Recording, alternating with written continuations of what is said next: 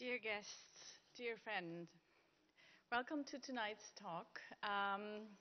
Before I start with the introduction, I just want to briefly say it has been really fascinating. The first day, but also the second day of Fragile Democracies. I think we had very, very intense, very dense discussions, lectures, exchanges. And yeah, I'm absolutely thrilled. It's been really, really great. And I very much look forward to tonight's talk on race, violence, and American democracy. And I'm incredibly happy to welcome Megan Francis, who has accepted our invitation and has come all the way from Seattle, Washington. Thank you for being here.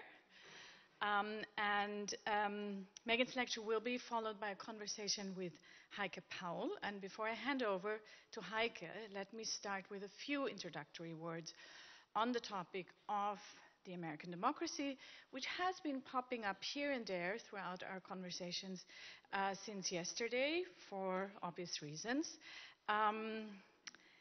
in the context of fragile democracies. It's coming through a hole in the air. It's coming from the feel that this ain't exactly real, or it's real, but it ain't exactly there. These are the initial sentences of course, Leonard Cohen's Democracies Coming to the USA, released in 1992, a song in which Leonard Cohen keeps finding the concept of democracy in unexpected places. Drunken visionaries, car companies, family dinners. It's been a song that has been sort of ringing in my ear throughout, a couple of days before preparing for this conference. Leonard Cohen renders democracy as an elusive force in his song. He wrote this widely popular song after the fall of the Iron Curtain. And it was often seen as an ironic song because, of course, the USA was seen as the most capable and strong democracy in a time when Europe was struggling to establish democracies all over the continent and in context. But Cohen thought otherwise, and I quote, "And I was like that gloomy fellow who always turns up at a party to ruin the orgy or something. And I said, I don't think it's going to happen that way. I don't think this is such a good idea. I think a lot of suffering will be the consequence of this wall coming down. But then I asked myself, where is democracy really coming? And it was the USA. So while everyone was rejoicing, I thought it wasn't going to be like that, euphoric, the honeymoon. So it was these world events that occasioned the song, and also the love of America. Because I think the irony of America is transcendent in the song. It's not an ironic song. It's a song of deep intimacy and affirmation of the experiment of democracy in this country. That this is really where the experiment is unfolding. This is really where the races confront one another, where the classes, where the genders, where even the sexual orientations confront one another. This is the real laboratory of democracy." End of quote. In his song, Leonard Cohen suggests that democracy has to come because the people are desperate enough to will it into existence. They force it to come. For him, America, as he puts it in the song, is the cradle of the best and the worst.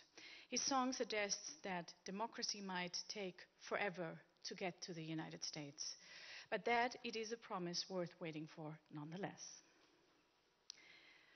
More than 40 years later, Leonard Cohen's song is more current than ever. He was lucky enough to have passed away a week before the election of Donald Trump in November 2016. Since then, America has been undergoing dramatic cultural and political transformations and is facing tremendous challenges. History wars, culture wars, a deep fragmentation of society on the one hand, and yet, on the other hand, a country which has perceived itself as the strongest democracy and was perceived as the strongest democracy by the world, is finally facing its blind spots, and especially the blind spot of the history and current state of race and violence. Until the foundation of the Whitney Plantation Museum in 2014, America had no museum dealing with the legacy of slavery.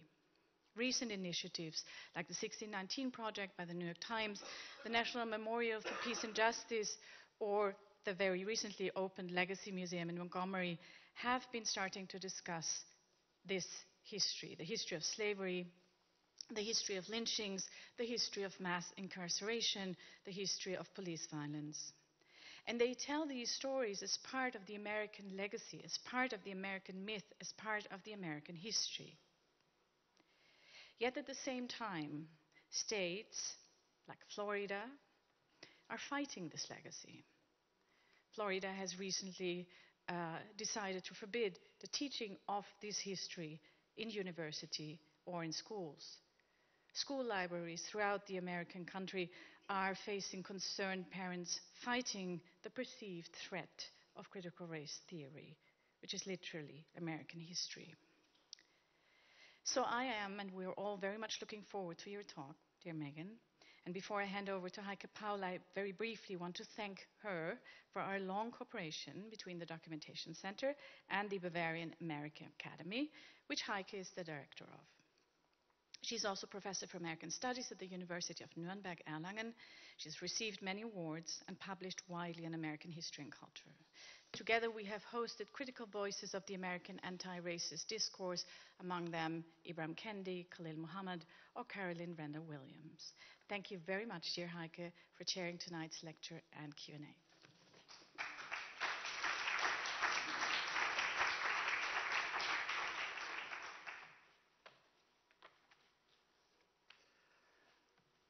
Good evening, everyone, and thank you, Miriam, for this kind introduction. The pleasure really is all mine in all of our cooperations. It is now a great pleasure for me to introduce to you Professor Megan Ming Francis, whose talk on race, violence, and American democracy will add yet another perspectives to our discussions at this conference. Both in terms of region, the focus will be explicitly on the United States of America, and in terms of particular systemic questions regarding democratic ideals, democratic practice, and the possibility of protest on behalf of civil rights. Professor Francis is the G. Allen and Barbara Delsman Associate Professor in the Department of Political Science at the University of Washington in Seattle.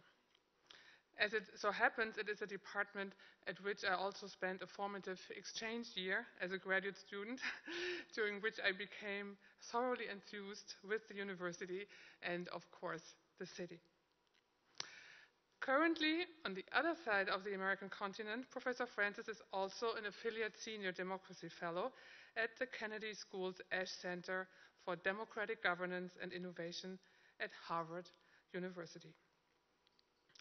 Our renowned guest is an alumna of Rice University with a double degree in political science and economics, and she graduated from Princeton University with an MA and a PhD in political science.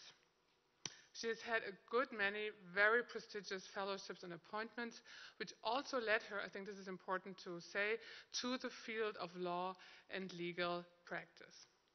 Now, coincidentally, she defended her thesis in November 2008, when Barack Obama was elected President of the United States, and when many Americans, not only Americans, also Germans, and many others as well, were already envisioning the dawn of a new post-racial age.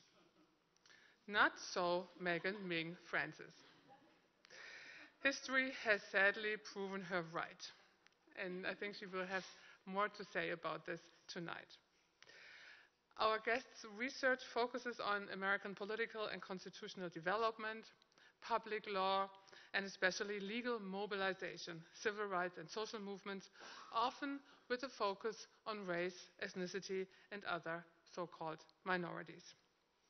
Her work on what she has called the long Black freedom movement is shaped by a keen interest in the African American perspective and a passionate commitment to the fight against racism.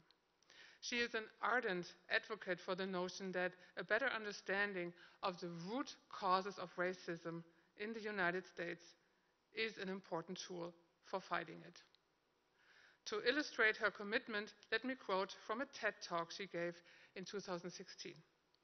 Quote, "The present crisis surrounding race in the United States suffers from a lack of attention to the root causes, which would help us to figure out how to move past where we are right now in terms of the current racial climate in the United States.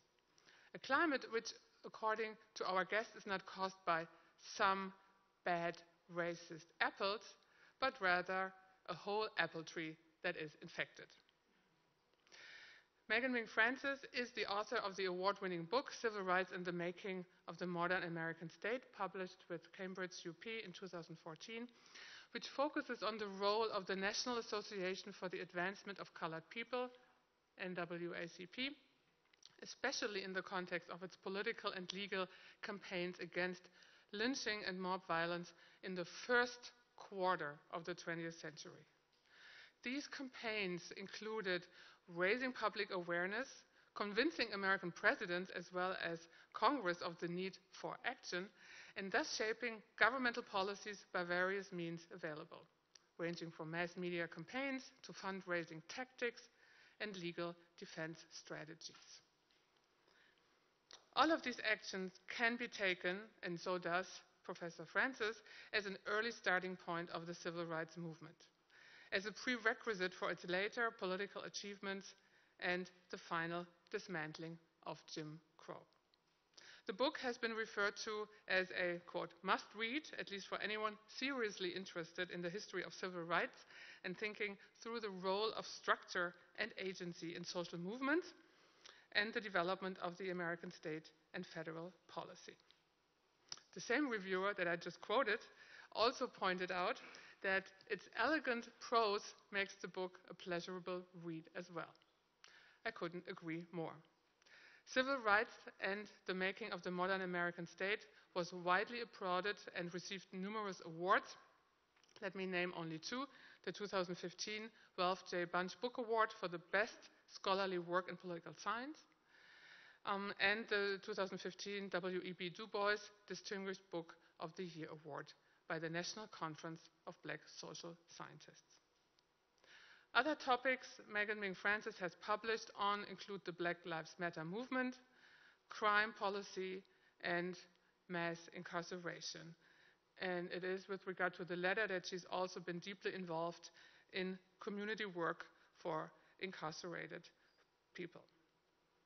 She's written numerous articles and provided commentaries in various news outlets, including the New York Times, the LA Times, the Washington Post, BBC News, NPR, and many others. Now, I could go on and say much more about your brilliant achievements, but I will stop here. Dear Professor Megan Ming Francis, acclaimed scholar and engaged citizen, we are very glad to have you with us tonight, and we are looking forward to your talk on a still, sadly, a very timely topic: race, violence, and American democracy. The floor is yours.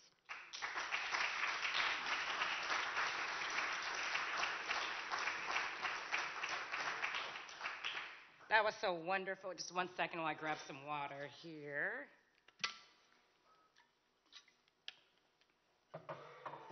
All right, good evening, everyone. I'm like used to a bit of call and response. So good evening. I love this. Excellent. Okay. First, I can't speak German. I just really feel like I want to apologize for that. I'm so pleased to be here with all of you tonight, though. I want to acknowledge the important work of the Munich Documentation Center, and especially Miriam. This has been a wonderful conference, and I'm just so excited by the conversations that were had yesterday as well as today. I also want to express my tremendous gratitude to the translators because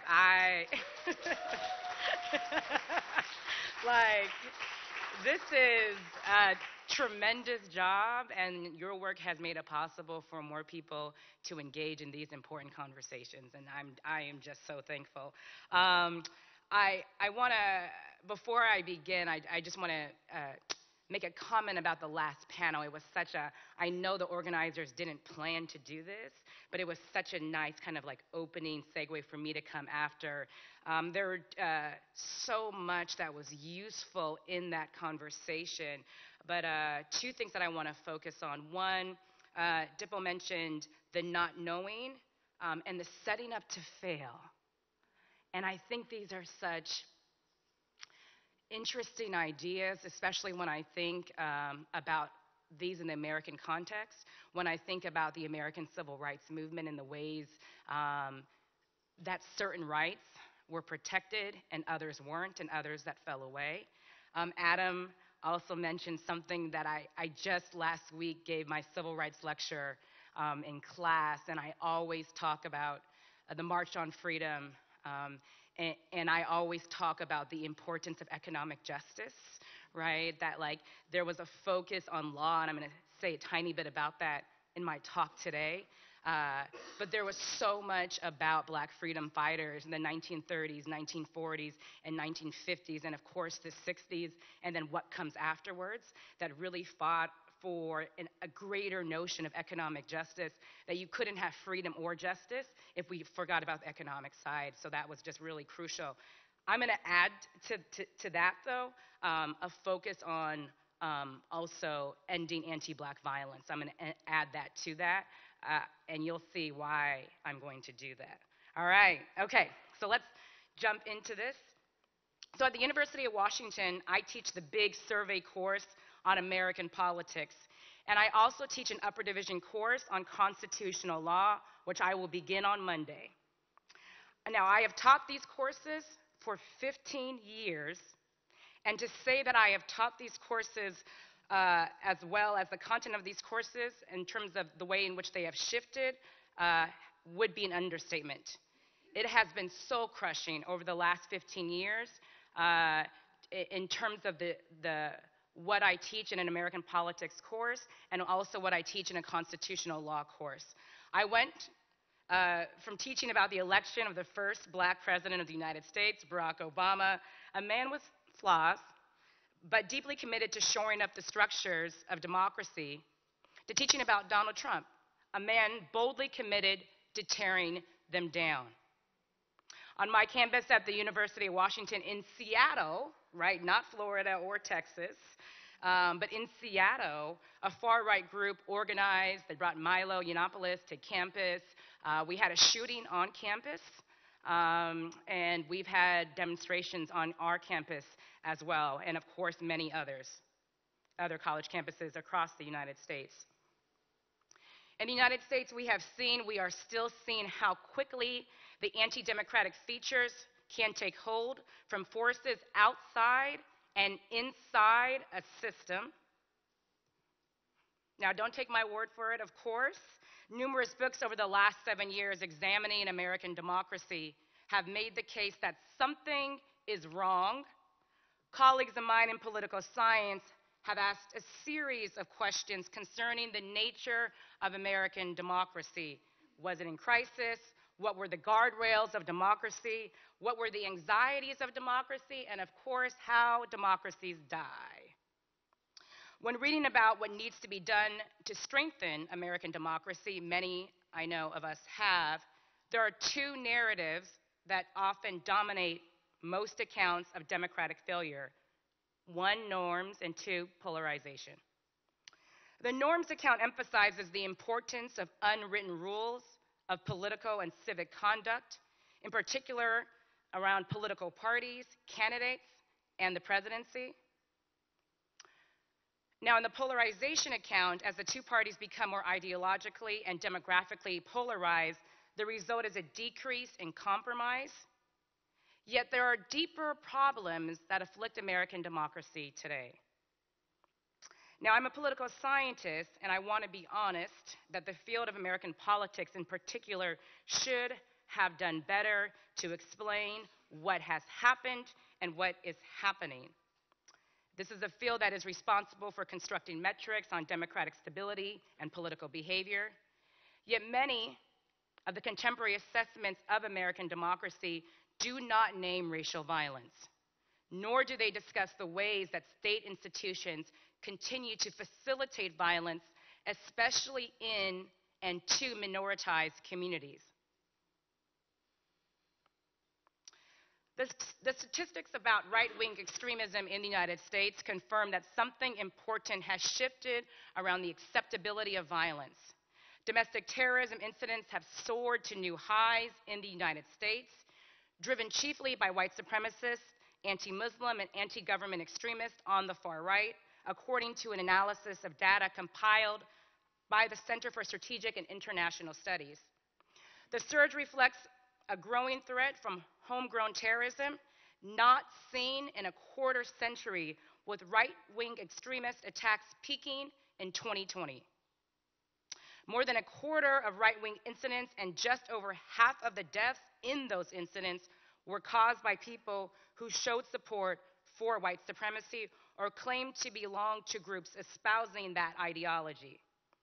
Victims of all incidents in recent years represent a broad section of American society, including Black people, Jewish people, immigrants, queer individuals, and other people of color who have been attacked by right-wing extremists wielding vehicles, guns, knives, and fists. In particular, there has been a big focus on targeting violence on Black churches.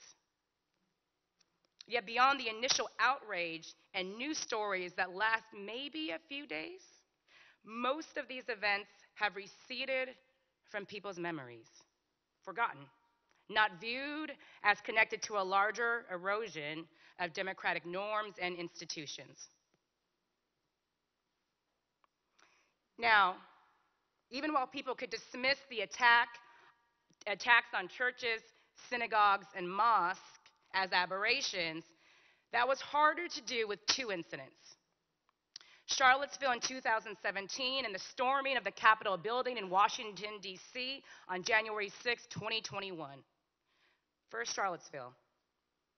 Now, in the evening on August 11, 2017, white nationalists and neo-Nazis, as they self-identified, marched on Charlottesville, Virginia, with tiki torches, giving the Nazi salute and chanting phrases such as "White Lives Matter" and "Jews will not replace us."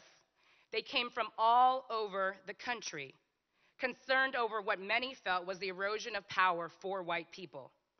The anger on their faces, and it's the top two pictures here, the anger on their faces was palatable in the glow of the torches.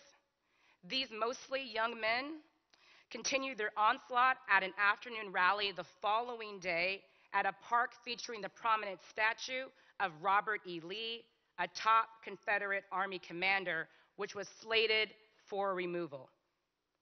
The statue was a symbol of white supremacy.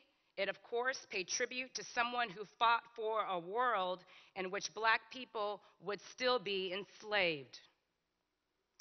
Shock for weeks spread across the nation after Charlottesville, rising anti-Semitism and white supremacy on full display. And yet, instead of viewing this event as a symptom of deeper institutional violence, many elites in power ignored what it was trying to tell us and focused on more attempts to reach across the political aisle. It's not about racial violence, they told us. It's about a breakdown in norms. It's about a few bad apples. I'm going to return to the apple idea again. It's about both sides not getting along. Of course, the next 3 terrible years would tell us a different story.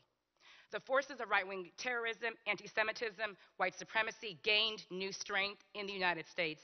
Numerous incidents occurred, and each time these events were ignored, these forces were provided even more oxygen, and they got even more bold. In some ways, we should have seen January 6th coming. The storming of the Capitol was this moment where white violence was unmasked and put on full display. It's the bottom 2 photos here. Violence has always been the tool of white supremacy to maintain power. And here we were, false claims of a stolen election, a rally led by Trump to gin up the mob, and then a violent mob unleashed, ultimately killing a police officer, and they entered the sacred Capitol building. Members of Congress were left cowering in their offices. From Wall Street to the Academy, leaders demanded swift action as it became clear that democracy was on the guardrails. that it was threatened, that it might actually collapse. The simple takeaway from this horrendous spectacle was that democracy could not operate in the face of violence. White supremacist violence posed perhaps a durable threat to democracy. Now, the Charlottesville and January 6th events and others raise important questions about how we have remembered racial violence and how we continue to understand its impact on American democracy today. After January 6th, people were shocked and outraged. How could this happen in this country, they asked.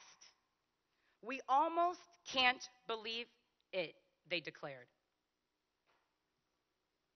This is going to make sense. But these statements and these declarations, with these statements and these declarations, I think it's important to ask ourselves, from what lens are we looking at to understand democracy? Because if you look through the lens of the Black experience in the United States, as I do in my research, the threat that violence, especially white supremacist violence, poses to American democracy is not a new threat. It's an enduring one. The violence enacted upon Black bodies by the state is not a new phenomenon. It is grounded in a documented history of state violence against Black citizens, from slavery to Reconstruction to lynching to Jim Crow to post-civil rights to the modern-day operation of the criminal punishment system. There has never been a long period in which Black bodies have been safe. So why are we so surprised now when white violence rears its ugly head? It's always been part of the larger mirror of American society. However, most people in America have chosen not to see what has been hiding in plain sight for a very long time. The problems that we see today that are present in the United States did not begin with Trump, nor the murder of George Floyd that set off the racial justice protest in 2020. And I just really want to say this again and be more explicit, that all of the problems that were laid bare in 2016 and 2020 were around before 2016. The United States is a nation, despite what it's done across the world, that has been running from its history and its present. During the Trump presidency, every time a politician said something like, "This is not who we are," there was a chorus of people, mostly from marginalized groups, that shouted back on social media and sometimes in person, "This is who we always were." And that's part of the Mr. Crab meme, that sometimes I feel like, what lens are we viewing things? Why isn't everybody seeing the same thing? What is clear is that people are remembering different pasts and are understanding the present as a result, and are understanding the present differently. I think it's always important to state in discussions about American democracy, and I'm going to come close to the mic for this, that we have only been a democracy in the most narrow definition of the term, the right to vote for all citizens, since 1965. Right? 1965 is when the Voting Rights Act was passed, which eliminated voting disenfranchisement measures and finally opened up the voting franchise to Black people. Up until this point in 1965, Black people in the South could not vote. Right? The Constitution was written in 1787. So we have longer been undemocratic than democratic. Now, even in describing the story of the historic civil rights movement in America, the two pictures behind me, we mostly tell the romantic version. We remember it as Martin Luther King and patient, nonviolent demonstrators. We seldom remember that it was a movement about white supremacist violence. Liberal democracy often de-emphasizes the types of violent subordination that continue to mark the lives and experience of racially marginalized groups in the United States. But ultimately, if the United States is serious about revitalizing democracy, it must reckon with its past history of state-sanctioned violence. The system of Jim Crow wasn't really focused on desegregating lunch counters and water fountains. It was a system that focused on black death by the state and by private individuals, right? So the second picture you see here, as some know this, it's a picture from Bloody Sunday. The man in the front of the screen who is shielding himself from a baton that he is about to meet is a late member of the House of Representatives, John Lewis, Representative John Lewis here, right? Yet the dominant narrative on voting and education desegregation in some ways, I think, has hidden the violence of racism. This kinder narrative, the voting and education desegregation narrative, has been deployed in an attempt to help the United States heal, but I think that we should reject it in many ways. Instead, I think we should ask how this narrative, the kinder, romantic narrative, how did that narrative become constructed, and whose interest does it serve? I believe in understanding and knowledge of history is crucial. One might even say a precondition to understanding the present crisis. We can't heal, we can't repair, we cannot reckon if we do not revisit the past from a different perspective. But over the entire course of American history, white supremacist violence has proved difficult to address. Unlike other countries who have had to engage in long and very difficult reckoning processes, we have not had to go through such a process. The Civil War ended, slavery ended, and then we had this period of Reconstruction, and we just moved on. The Civil Rights Act of '64 happened, the Voting Rights Act of '65 happened, and then we just move on. We are still a country, and I'm going to say more about this as well, that still has statutes and monuments to people who were purveyors of violence, whether it was around indigenous people and or black people, all across the country. Maya Angelou tells us that history, despite its wrenching pain, cannot be unlived, but if faced with courage, need not be lived again, right? And then we have the other quote that's on some of the bags from James Baldwin as well. And there's these calls, continuous calls from people telling us, especially black thinkers, to confront our history, and yet we continually do not. Now, in the time that I have left, I'm going to try to do a little bit of that in hopes that we don't actually have to live it again.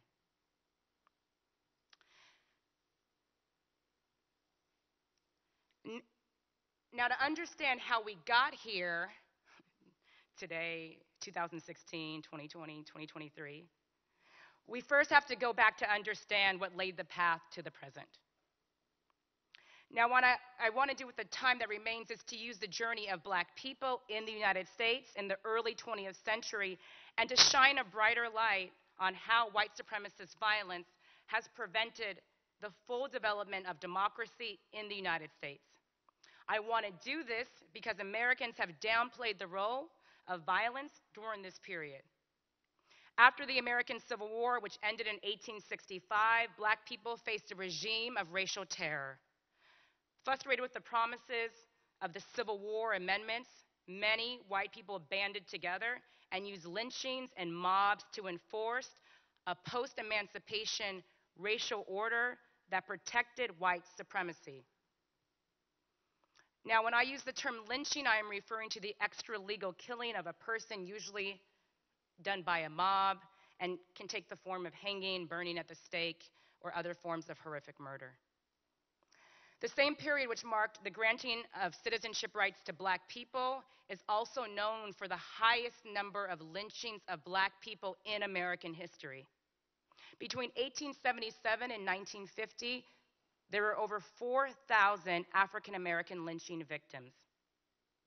The killing of black people in the absence of consequences for white perpetrators was the most effective way to undermine the processes of emancipation.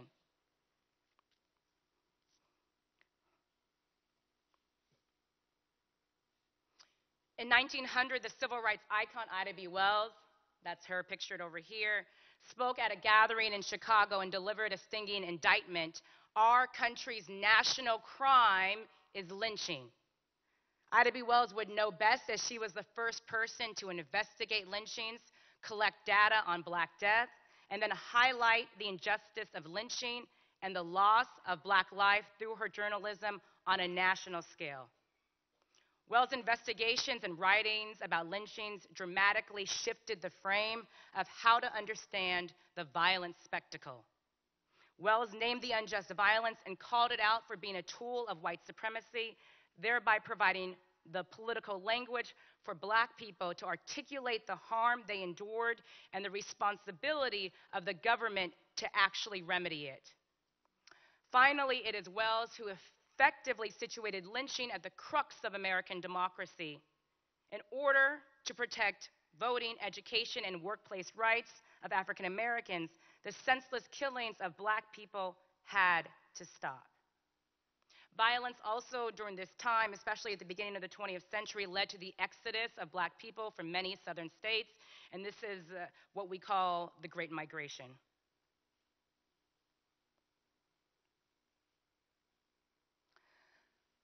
By the mid-1920s, lynching started to decline across the United States as a result of the organizing of Ida B. Wells and other Black-led organizations. But while lynchings decreased, racial violence changed forms and became more entrenched inside of state institutions through the operation of courts and policing. For example, in response to criticism that lynchings were brutal and violated the constitutional guarantee of due process, many towns in the American South attempted to provide a semblance of legitimacy by providing a court trial. However, Black people referred to these as quote-unquote Jim Crow trials, and to their speedy determination of guilty as legal lynchings, as they retained the violence of the lynch mob but had the consent of the legal system. This should not be a surprise, especially as we move forward through the 20th century. A colleague of mine, Robert Mickey, focuses on the period 1890 to 1972 and documents how what he calls, and I'm going to use his term here, authoritarian enclaves emerged and resisted democratization pressures in the American South. According to this work, the South's anti-democratic politics were sustained through white elites who skillfully used state violence to maintain power. Across the Jim Crow South, Black people understood they were living in a violent police state.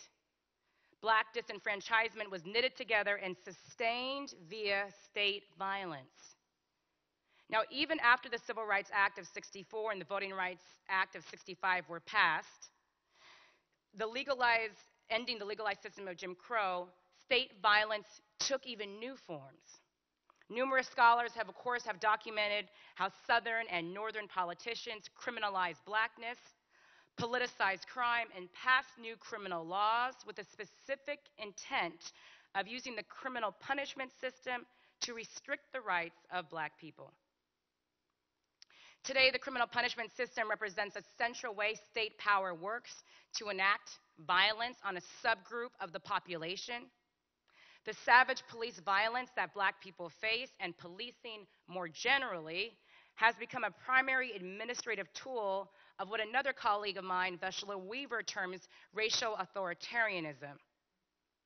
She uses this term to emphasize how authoritarian power operates on citizens within a democracy.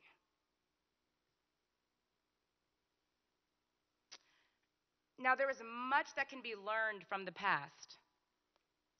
During each of these the periods that I briefly covered, and I covered them too quickly, so I'm happy to say more about any of this later on in the Q&A. White political elites did not heed the call from Black people about the source of democratic weakness and misidentified the problem that needed fixing. Instead of directly confronting and dismantling the institutions which anti-Black violence is sanctioned, elites have tended to focus on correcting the processes. For example, during the period of lynching, there were increased efforts at ensuring due process in criminal proceedings, right? The idea of now a court system. And during the Jim Crow era, the focus was on ending legal segregation. The democratic reforms did not go far enough. White supremacist violence is not a symptom of other democratic failings in America. It is a root cause. A representative democracy has existed in the United States, but its core features have consistently been undermined by anti-black violence. Democratic consequences from racialized state violence include a weakened rule of law, limited participation, violations of human rights, and unfair elections. Therefore, a fully functioning democracy necessitates an explicit focus on and a reduction in anti-black violence, right? That oftentimes when I'm in conversations with colleagues of mine and friends outside of the academy, these are oftentimes some of the reforms that are often discussed. Missing from so much of this is what do we do about violence? Thankfully, all hope is not lost. Social movements provide an opportunity and a window into a different world.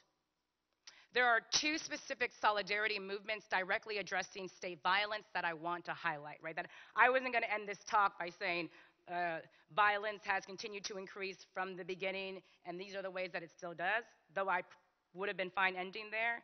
But I wanted to also document the work of different groups of people working collectively over time to address this, because I think for me, as somebody who is living in the United States, this for me is really where the hope and where the dynamism is right now.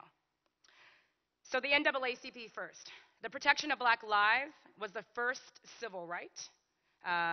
Influenced by the activism of Ida B. Wells, the National Association for the Advancement of Colored People, and the acronym is NAACP, was formed in 1909 and led the largest movement in history against lynching and mob violence. Indeed, before the NAACP focused on their historic battle against segregated education, they spent 2 decades in the early 20th century exposing the dangerous levels of racial violence endured by black people, by police officers, by politicians, and by private white citizens.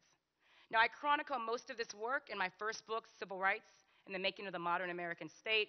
The book is trying to make a claim about how black citizens constructed civil rights in America in the darkest of times, before the landmark Brown v. Board of Education Supreme Court decision, at the height of lynchings, abandoned by both political parties, and decades before the heyday of civil rights activism in the 50s and the 60s. How did the NAACP organize in a political environment that did not treat them as full citizens? Now, in order to begin this campaign, this fight about how do we address these increasing levels of violence, the NAACP, in terms of kind of how they started their campaign, was to address public opinion. They launched a public opinion campaign. As you saw on the previous slide, let me just go back actually. W.B. Du Bois actually led this public relations campaign. His idea was that if you can reach the hearts and minds of people and let them know what is going on, things will change. Things didn't completely change, though the public relations campaign and the focus on hearts and minds was important. The other work that the NAACP focused on at the same time was working around Congress to pass an anti-lynching bill, work around 3 different presidents, and their biggest win was the Supreme Court case, actually in 1923, when the Supreme Court broke precedent and got involved in a criminal procedure case that was actually about the lynching of 12, the legal lynching of 12 black men. The NAACPs, I think, they're organizing around wanting to do something about the escalating levels of racial violence, displays the importance of building a mass movement of people, focus on the protection of black lives, and the importance of that to creating political and legal openings. Now, again, the NAACPs, that was their main focus. It is an organization that is still around in the United States. It is the oldest civil rights organization that still exists today. A lot of their work is actually focused on the law. Now, but before this, and I just kind of want to, again, emphasize the importance of this fight around racial violence, when concern was raised at a board meeting that the NAACP's agenda was too narrowly focused on the issue of racial violence, Roy Nash, a black man who was part of the NAACP's leadership, attempted to explain the organization's focus. And this is a quote. He says, "All he, the American Negro, wanted was a chance to live without a rope around his neck," end quote. It was a sobering but fundamental reminder that if the protection of black lives were not secured, all other rights were meaningless. As the NAACP saw it, lynching and mob violence is what prevented further democratization to take place in the United States. And so they launched this massive, extraordinary, in-your-face campaign that forced America to confront lynching and mob violence. It asked America how strong was its commitment to protecting black lives.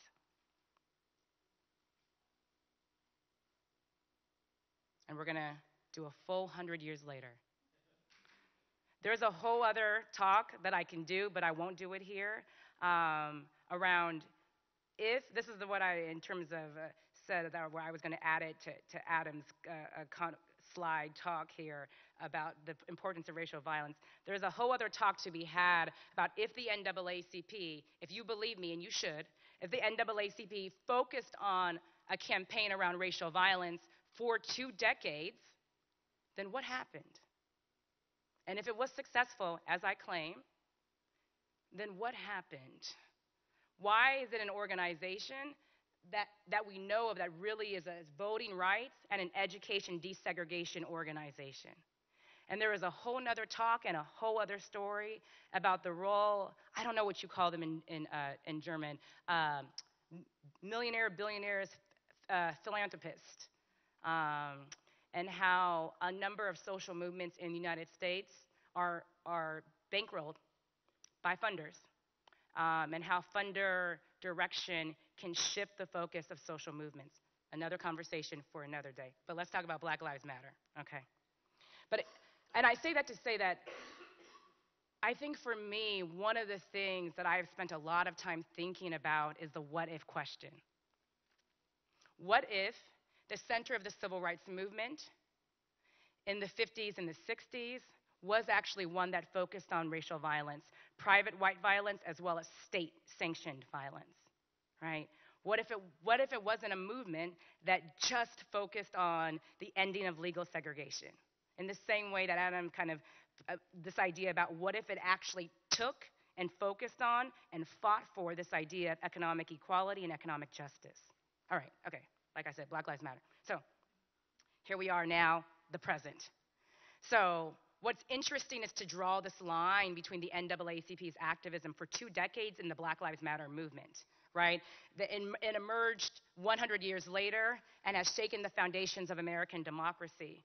Indeed, organizers connected to the prison abolition movement and the Black Lives Matter movement have proposed that perhaps what makes America exceptional is actually not its level of democratic freedoms, but its persisting racial violence. Pointing out a pattern of state violence and the different forms it has taken is by no means to suggest that state violence has stayed the same. I want to be clear about that. But to point out that it has not gone away and continues to impede democracy in the United States. During a time when citizens were feeling disempowered, the Black Lives Matter movement was instrumental in organizing disaffected groups and affirming that people were still powerful. The Black Lives Matter movement became a place where people developed organizing skills, how to mobilize people, how to engage in collective processes, but also a site where young black people identified racial violence, state violence, as a central threat to democracy and to their lives.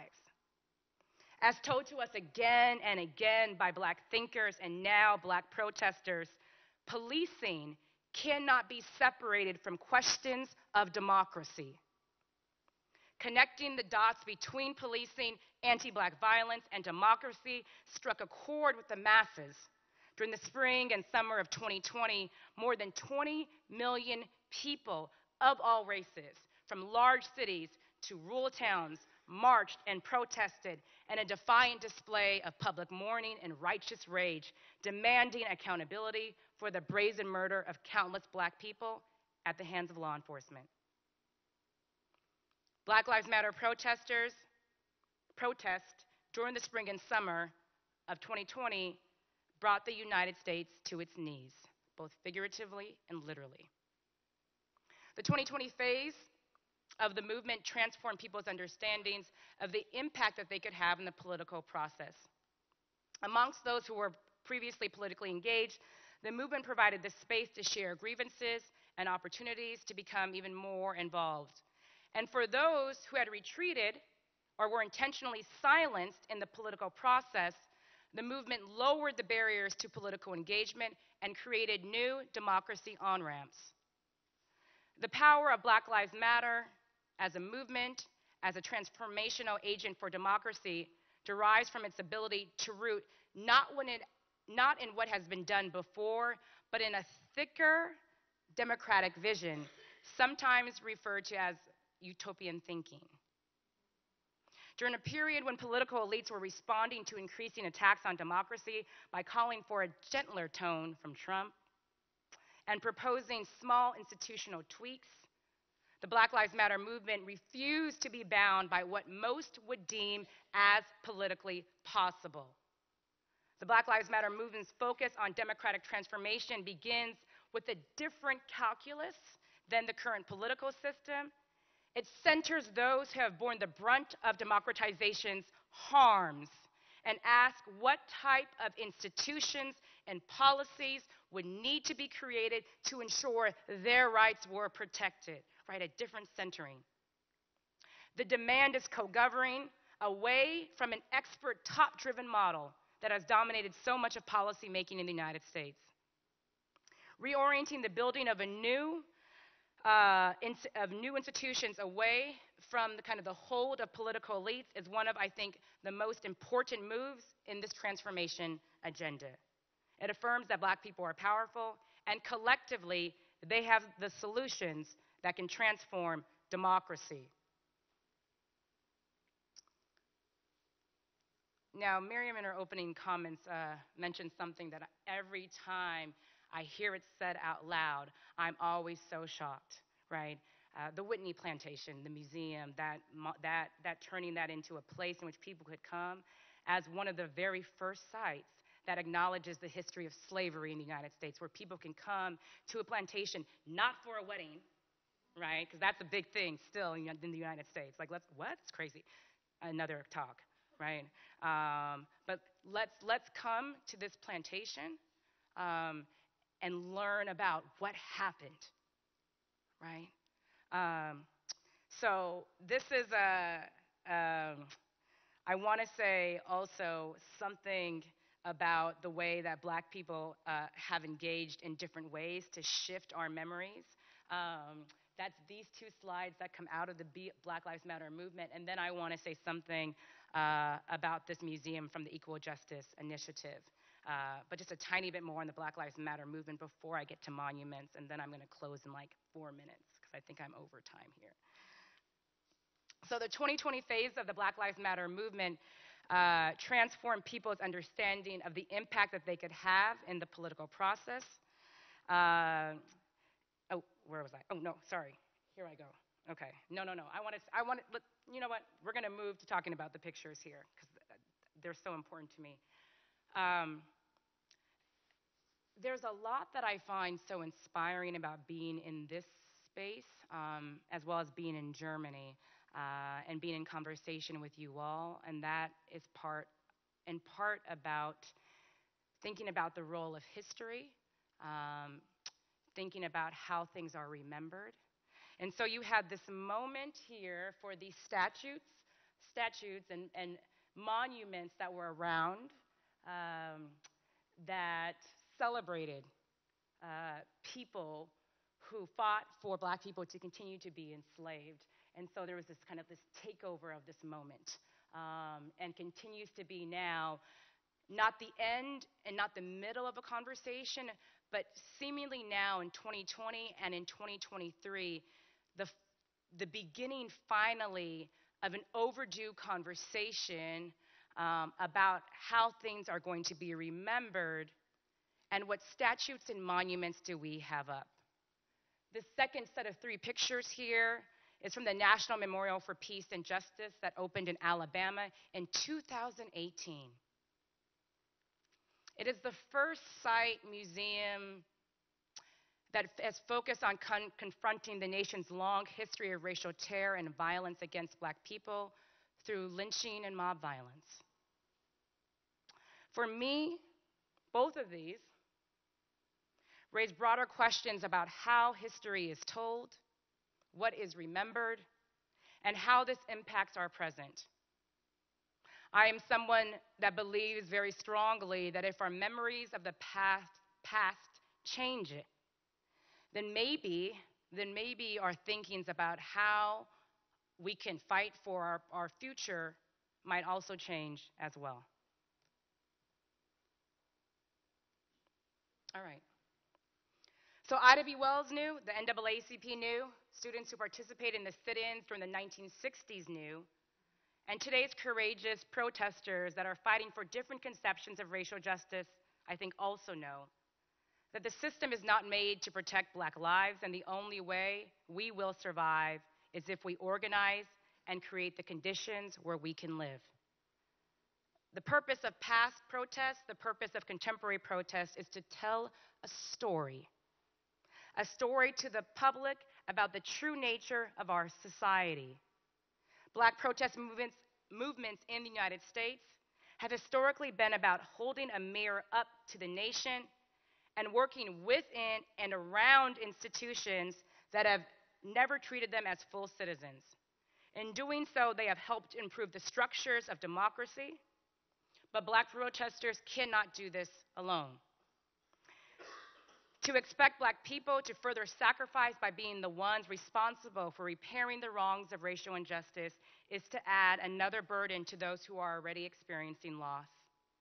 The political theorist Juliet Hooker argues that while Black citizens are expected to be political heroes whose civic suffering enables progress towards racial justice, the burden of repair should not lay on the shoulders of those enduring injustice. I'm going to end there, but I'm going to pose a different question, something that I've been thinking about this week. And so I haven't figured out all my thoughts about it, but I'm just going to pose this out here. Because for me to give a talk about democracy and to center the lives and the struggles of Black people then necessitates, of course, me pulling on the Black political tradition, and from that, asking a question about, can Black lives matter inside of U.S. democracy? Or do we need to rewrite the Constitution and different forms of governance and reconstruct our political institutions? Right? That there are fundamental limits of liberal democracy's ability as an institution to deal with certain types of injustice, particularly systemic violence and terror. And if this is true, then what possibilities are actually possible? And the reason why I wanted to end there is because I think that there still is a tussle amongst especially Black thinkers that are writing and thinking about American democracy from the lens of Black people about, is this something worth still fighting for or not? So in there, really looking forward to the Q&A. Thanks so much.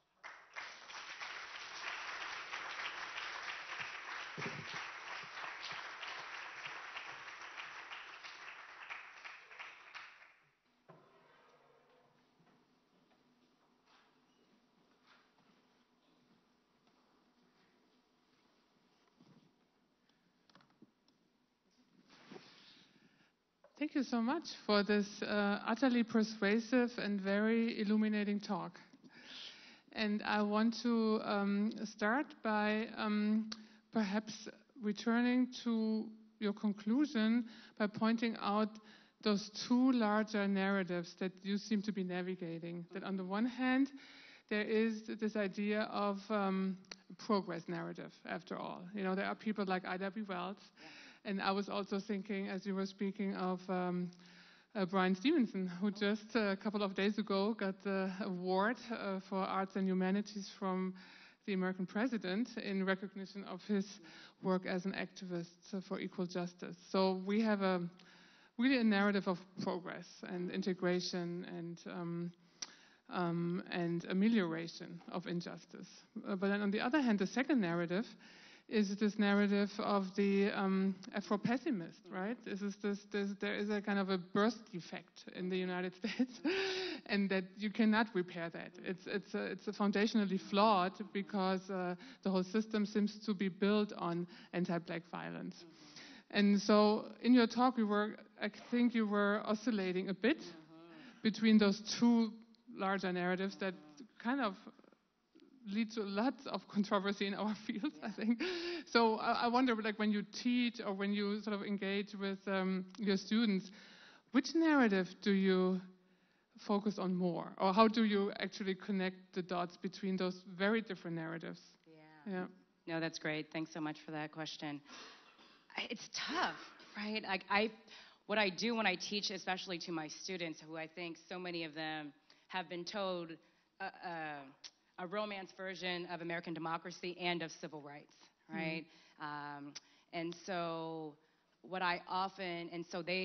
the one in which they oftentimes come into a conversation with is a story and a narrative of progress, even more progress than the one in which I have described, right?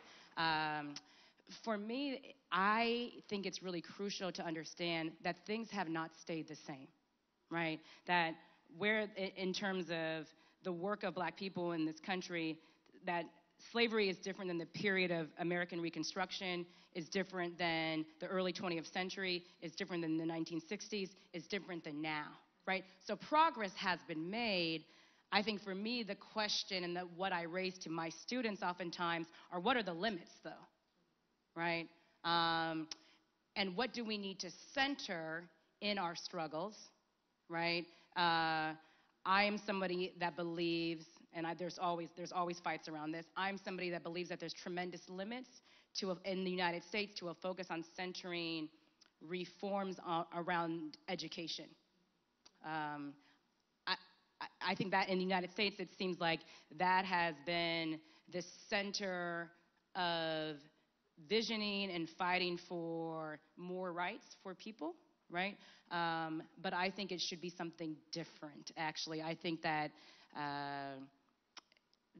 we should, for example, focus more on, especially right now, the criminal punishment system. I think we should focus right now more on the economy and economic access for people of color. I think those should be at the center of what we struggle for right now. And I really try to provide the space for my students, and they end up on different sides of this. And I think that's what's really fun. In some ways, kind of the knowledge and the set of facts where they can pick what side do they find actually more persuasive. Because I very much reject this idea that everything has stayed the same and that things cannot shift. What I do think and what I have been most persuaded by, and I'm so glad you framed this question by students, is the Black Lives Matter movement and the focus on, and I didn't spend enough time on this, the focus on transformation and utopian thinking, right? And really, and this is like, I think the beauty of the abolition, that call, that movement, especially that started now 3 decades ago, how might we envision a different type of world? I love that. And I think that, to me, like, that is what is so exciting. And I feel that young people are the best at being like, hey, this is not working. Why are we continuing to make this work? Why don't we just shift and do it this way, right? And that, to me, is like why the opportunity for me to actually learn from my students has been in exchanges such as that, for me to lay out the structures of the system and for them to be like, oh, hey, actually, this is how I think about freedom. This is how I think about liberation. This is how I actually think democracy should work. And I'm like, oh, that's amazing, right? So.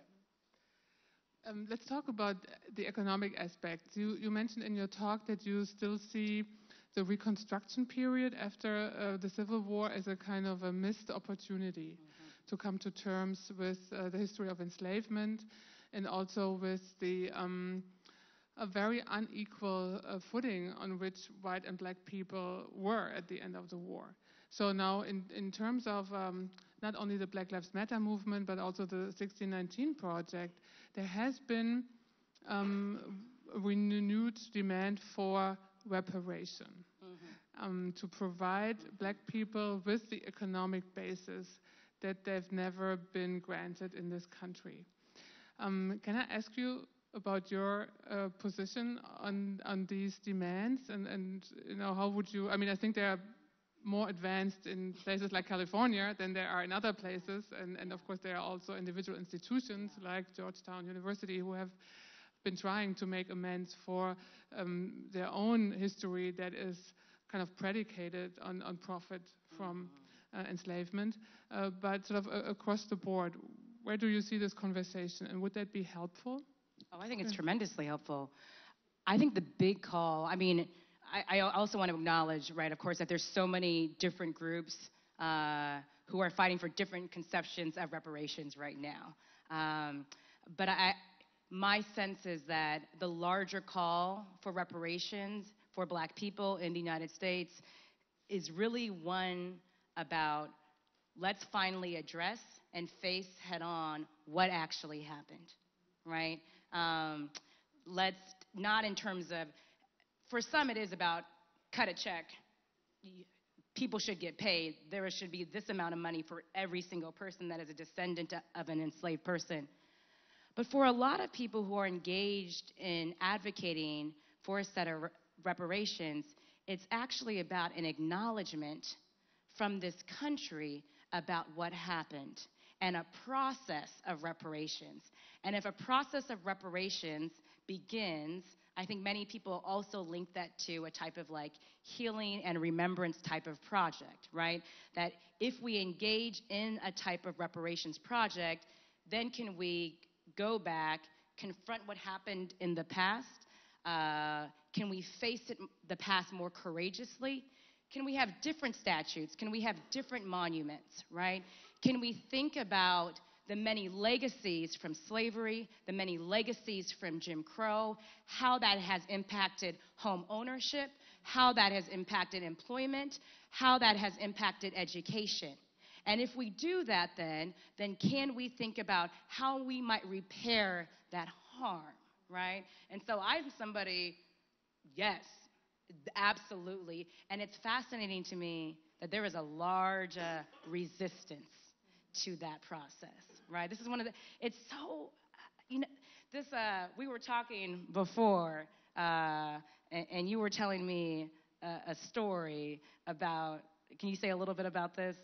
The Americans came here and the education process. Yeah.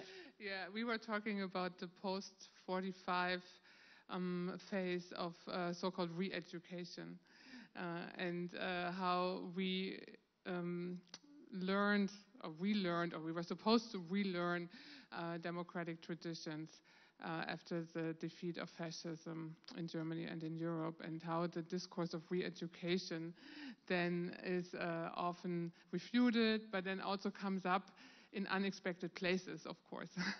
And I've heard a number of people who are speaking now to American audiences say, you know, why don't you do that? This is what you taught us. Yeah. You know, and so that's where sort of the re-education is kind of an interesting signifier that is floating around still. So when you were saying this, I found it so interesting that kind of the American export of a type of education actually has not been done, right? This idea that that the United States has not engaged in a process about what happened during the period of enslavement. Why was the period of Reconstruction so short? Why did it fall? What happened during Jim Crow, right? We know in some ways what happened because historians have done the work, right, and have shown us the legacies of slavery in terms of how that has impacted politics, how that has impacted the system of capitalism that exists in this country, in the United States. But there has not been a process. And there was kind of the opening, the cracking of a door in 2020 when people seemed more open to having a discussion about that. But here we are in 2023, and people are like, no, let's close that door. Let's slam it shut right now. And so there is a big kind of tussle in the United States about how far should we go back, because there is this, there is a way that violence in the United States, especially white supremacist violence, has made people very uncomfortable to address, right? They also know that if we do this reparations work, if we do the history and remembrance work, people are going to have to give up something. And there's never been a period in the United States of significant white loss, right? Black people, it's in some ways part of the American black tradition is loss. Juliet Hooker, an incredible political theorist, writes about this actually. But white people have not had to experience a tremendous amount of loss, right? And so even a statue, right? They're like, whoa, we can't lose a statue. What? Yes, we absolutely can lose a statue, right? Well, maybe to add a footnote to what you said about the idea of re-education, I think there have been calls within the civil rights movement repeatedly for a Marshall Plan for black inner cities in the United States, right? I mean, they used this idea of the Marshall Plan to say we don't only need that in Europe, we also need that at home, and we need it for African Americans and their economic situation in the United States. Yeah, so I think that's something that has been popping up again. But I hear what you're saying about the idea that you define privilege as entitlement, right? And how do you sever this idea that you have a certain privilege that you enjoy from the idea that this is something that's, to be taken for granted? And I think that this is some of the painful discussion that we are seeing at the moment. Yeah. So in what way do you see another sort of historical parallel between the abolitionism of the 19th century and what you've called prison abolitionism? I mean, both movements are deeply racialized. And when we look at somebody like Angela Davis, who is a civil rights icon, who's now made it her agenda to fight the carceral state. Do you see any other perspectives that you see emerging from this historical trajectory on that issue? Yeah, so I think for me, the biggest one that I see that I hope continues to fuel young people today in the United States is, again, and I know everybody said this, but I just want to amplify this point here, is fighting for a vision of something that is not yet possible, right? In terms of fighting for the end of enslavement before that even is a real thing, when there are tremendous forces protecting enslavement, right? The prison abolition movement as well, who would have ever thought? I mean, it has not, of course, happened in the United States, but in terms of the level of attention that it has received, the way that even if the end of prisons didn't happen in so many places, but that other demands and the focus on the carceral state in the United States did happen. I think the other parallel that I see, that I spend a lot of time talking to my students around, is how long change takes, right? Prison abolition movement taking decades, right? And this is the abolition around slavery and then the prison abolition movement, right? That is not something that began in the early 21st century and then just built up in 2020. That is something that was part of Angela Davis's organizing and actually working with prisoners inside of prison, and then realizing, hey, this isn't actually working. We want these people to be out of this place, right? And so let's organize to actually end prisons. Yeah. Yeah, so lots of unfinished business. Yeah, true. Let's open the discussion a bit, and I have. Is the microphones out there? Um, yeah?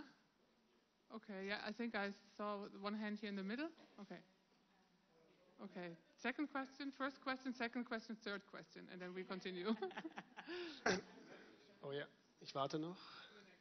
Yeah, so okay, again, first of all, thank you a lot for your speech. It was very inspiring, and I want to ask you something about the election system in the US, because in the last 2 or 3 years, I think in several states like Texas or Georgia, these states, they have new election laws, so they have new, in my view, they have voting restrictions targeting black people, especially in the US. And I'm thinking, why is the Republican Party doing this? So in my view, I think they want to cement the dominance of the white people over the black people, but I cannot understand why these states can just do this and just prevent black people to vote. So what do you think about this? Why is the Republican Party doing this? Thank you. Yeah, so not an easy question here, right? Like,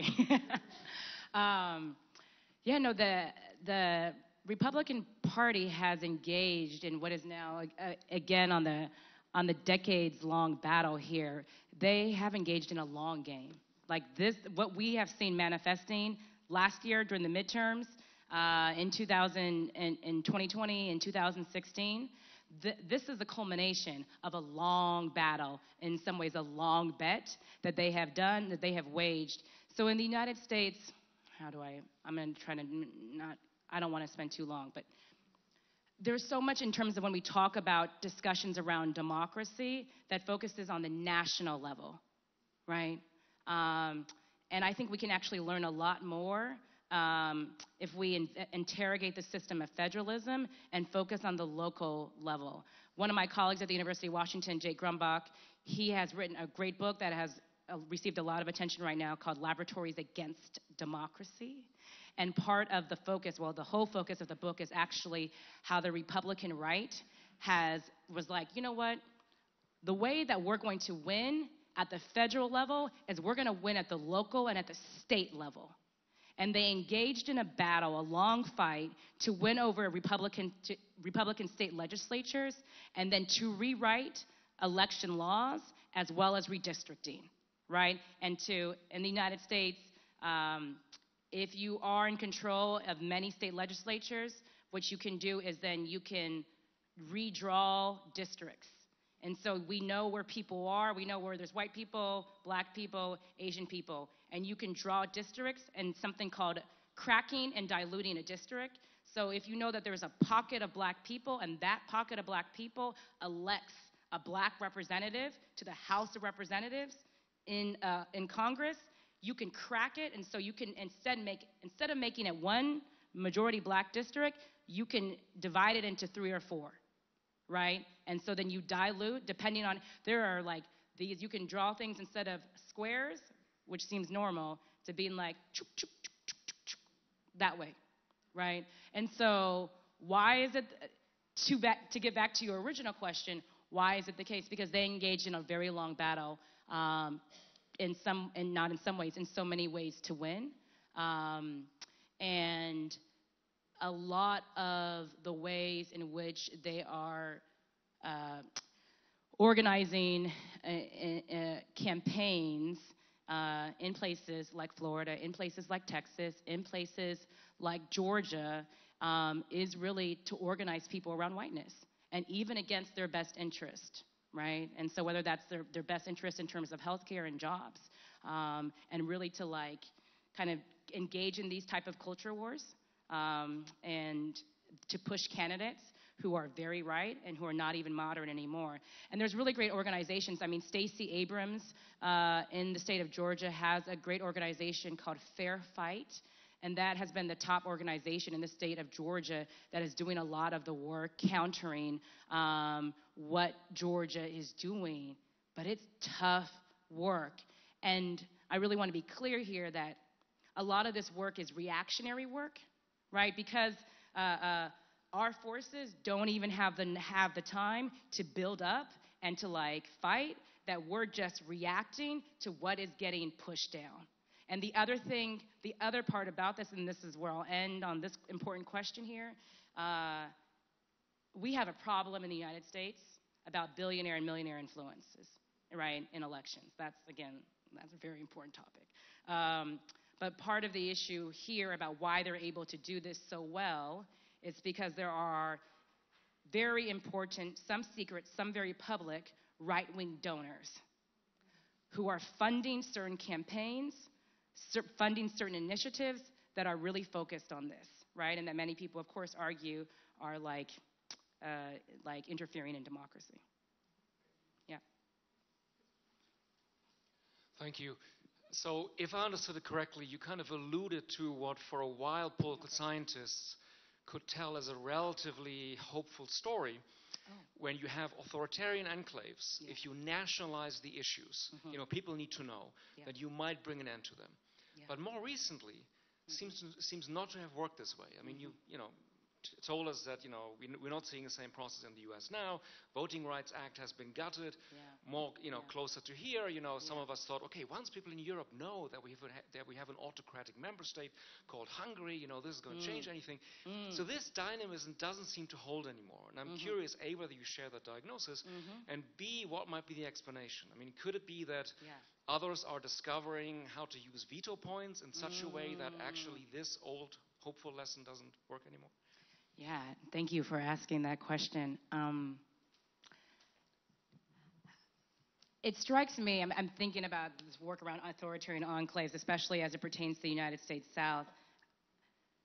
I think that there were moments, decades, where things seem to be on the right trajectory.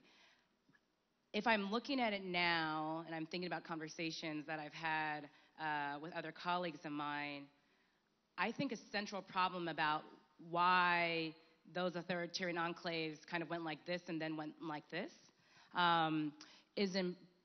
I think due to a number of reasons, but if I can stay on the focus that I've been focused on today, is I think a lot of the ways that those authoritarian enclaves were able to operate for so long, all of the ways that those authoritarian enclaves were able to operate, not everything was dismantled. Right? And so in particular, one of the things that did not at all get dismantled, especially in many places across the South, were big prison systems, was a racialized police system that actually happened, and that continued to happen. And so we see kind of racial violence over time in the United States, again, not staying the same, but transforming, sometimes being extra legal and then moving in and becoming legal. And so for places like Georgia, Texas, Mississippi, and Florida, they have very big populations in terms of their prison system, very black prisons. And places like Texas in particular have very high rates in terms of the death penalty. I think that's one of the reasons why it goes like this and then it goes like this. I think that there are other reasons as well. But I'm not exactly sure. I do think that for me, one of the lessons of the United States, especially of the United States South, is to draw out all the reasons why authoritarian rule was able to be protected for so long, and to figure out how do we dismantle all of those different points. And it strikes me that that was not done at all, right? And even in terms of, I think her name's Catherine Bigelow. She's a historian at University of Chicago, has written a book about white extremism and terror. And part of her argument is that these groups were around. They have been allowed, they just kind of went underground a little bit, right? Because no dismantling was really done. And then they grew quietly, and then they, in some ways, exploded in this post-2016 moment here. So that's a part of your question. I didn't fully answer your question, though. Gentleman all the way in the back. Yeah, I see that. Thank you. There is some strange thing happen in the dark corner of another movement in the United States. David Grimm, editor at Science magazine, some years ago published a book under the title Citizen K9. And this movement I'm referring to is the animals' rights movement, and they misabuse the black emancipation history as a template. And so to say, this could be called another sort of dialectics of enlightenment, going back to the racist attitudes. And insofar, how do you assess this strange side movement in regard of your own agenda? Okay, I want to make sure I understand the question correctly. So you're saying, you're asking, how do I understand the animal rights movement?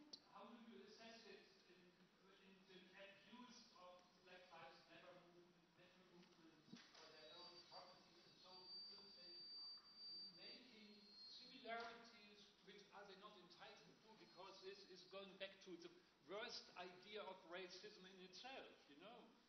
When they are addressing blacks all of a sudden again as animals by doing this. Help me. Well, I think there is a long tradition in the animal rights discourse to draw on, for instance, at the end of the 19th century, on the slave narrative as a narrative formula to personify the stories of sort of quote-unquote enslaved animals. You know, I think it's a long literary tradition to draw on the slave narrative as a formula for that, and of course that has been going on for quite a while. Now, I think in the present moment, I think the ideological connections are a little bit more fuzzy, because we, of course, are also in a time where we always try to talk about a multi-species, a more than human world, and so forth. And I think that these comparisons get trickier with regard to the histories of enslavement. Yeah. So, I think that's the question, to talk about the way that the animal rights discourse appropriates actually literary formulas like slave narratives or other literary forms to make a point, to make another case for a different kind of abolitionism, right? That's, yeah. Okay. Yeah. First of all, thank you very much for your eye-opening talk, Professor Francis. I've been part of the Black movement here in Germany since the 80s. I'm fighting for Black agency too. And of course, the movement in the Black Lives Matter movement has become a transnational issue thanks to your social movement, and I'd also call it more not only a civil rights movement, but a movement for human rights in general, and it's a global thing.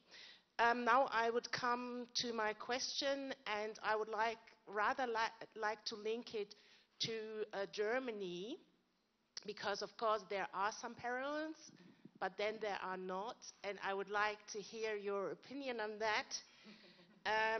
My question tackles the concept of race. And the German constitution states no one may be disadvantaged or preferred because of their race, among other things like descent and so on, and gender.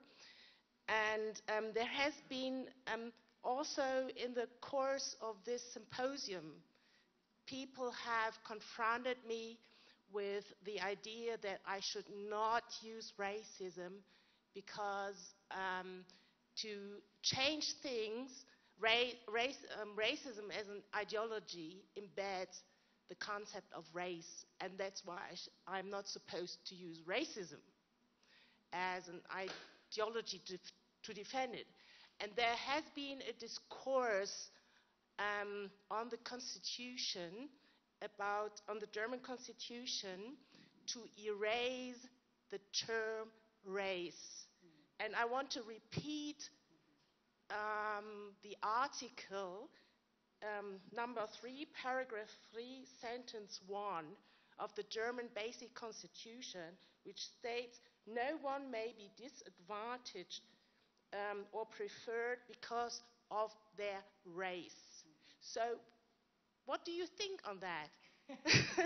should it be erased? I mean, there is not a homogeneous opinion on that, even among black activists, because there are some academics, or in general some people, who would rather hold on to that term because they fear that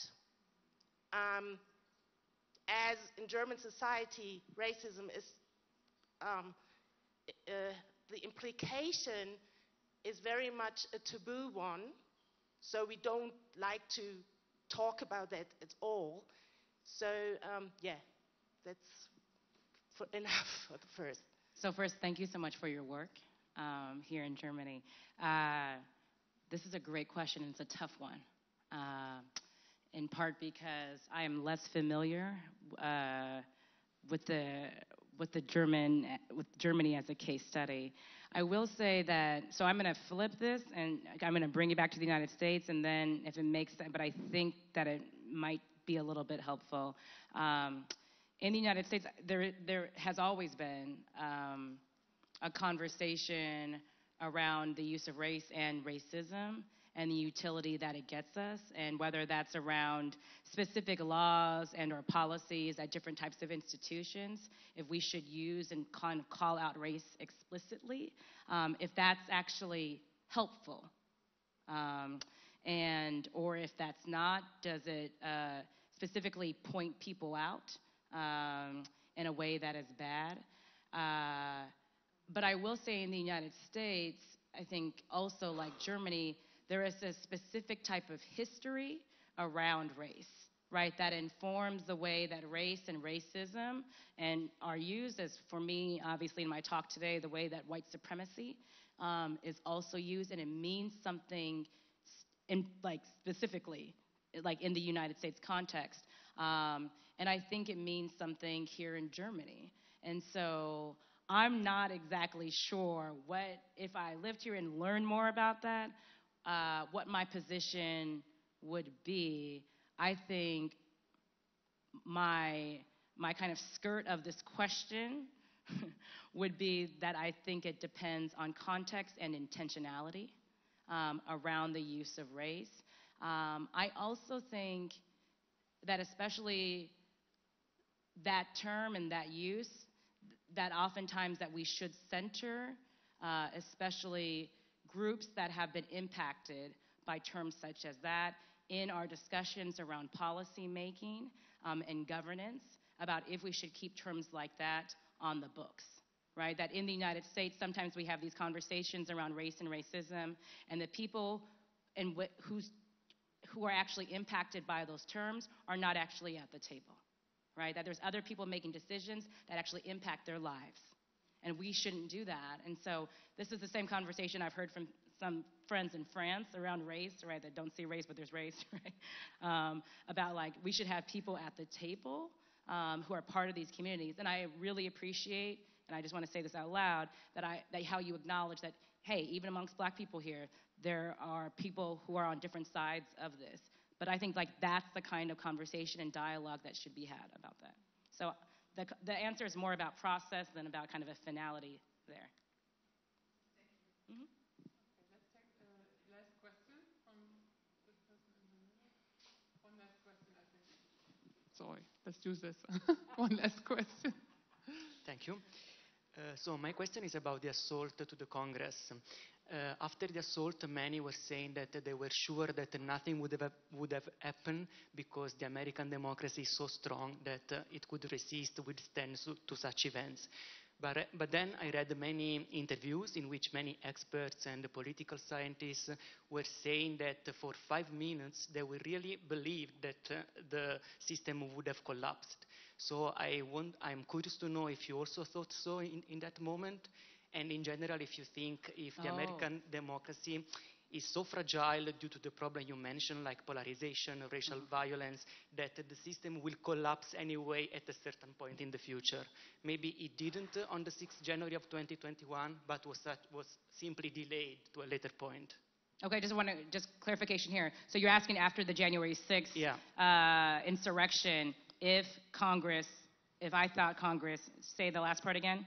if you believed in those 5 minutes that the system would have collapsed. Yeah, no.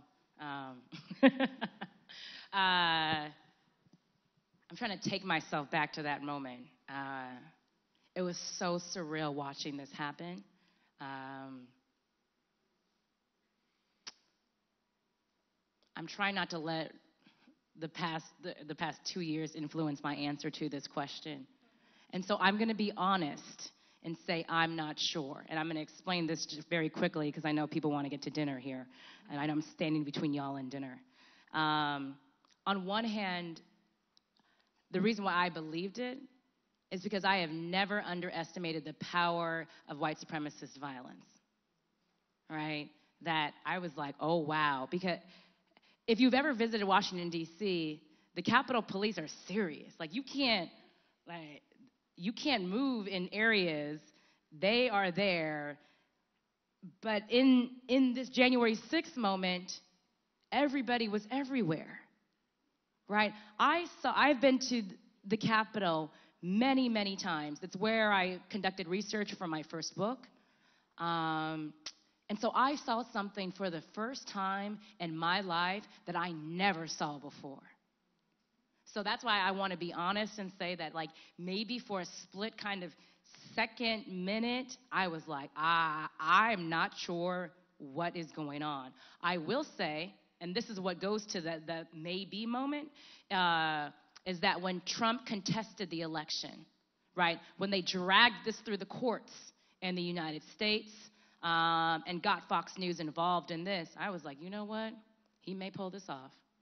This may, and everybody's just going to go along with this because they still do not understand what a threat this man and this administration poses. The reason why, on the other hand, where I was like, maybe not, is that, and this is maybe my, I still believe in some of the structures, in some of at least the moderate structures in the United States government, that, like, it will never do and be everything I want it to be. What it will always do is it will often, like, come up and show up and be kind of the centrist type of body that I know it to be. That I think, for me, like, the worst case scenario, not that Congress would be done at all, and then not that they would, like, get all members of Congress, but I thought it would somehow emerge still in some form, that even Republican members of Congress would be horrified, that they still believed in tradition and decorum enough to want to, like, continue to pick the pieces up and rebuild. And the last thing I'll say, because I really know I'm in the middle of your dinner here, is that what we definitely saw, especially in the lack of congressional hearings, right, and the number of Republican members of Congress that, like, said something on January 7th and 8th condemning the violence and then retreated, really, right, in terms of the hearings that happened, and left Liz Cheney out to dry, right? And so there is still a type of congressional crisis, just not the type that I ever imagined would be. Yeah, so it ain't over till it's over, yeah. But this is over, and I thank Professor Francis again for telling us not only about the fragility of democracy, but also about the fragility of certain kinds of citizenship. And the fragility really of African American citizenship, and how it continues to be fragile in the present. Thank you again. Thanks, good to be here.